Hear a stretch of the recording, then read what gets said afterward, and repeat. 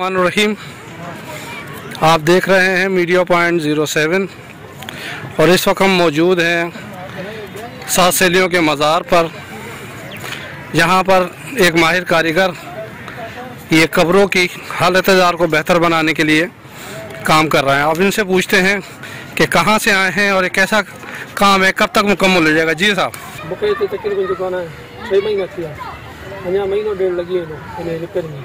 मेरा नाम मोहम्मद किरमान है, मैं कराची से आया हूँ और मैं ये 7 सिस्टर्स का मज़ार देखने आया था और ये शक्कर का पुल देखने आया था और मुझे खुशी हुई यहाँ पे आकर, मुझे बहुत अच्छा लगा। इस वक्त हम मौजूद हैं 7 सिस्टर के मज़ार पर।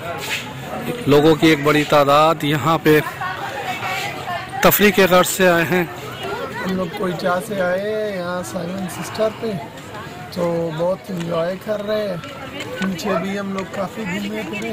बच्चों को घुमाने के लिए लेके आया हूँ। मौसम अच्छा था, बारिश हुई थी, इस वजह से बच्चे घर में बोर हो रहे थे, कह रहे थे घुमाने के लिए जा रहे हैं। तो बस इनकी वजह से बच्चों का भी जिद कर रहे थे कि पापा ले चलो हमें घुमाने के लिए। तो पानी को भी देखना है, पानी भी नीचे बहुत उतर गया पानी, इस वजह से आए घूमने के लिए।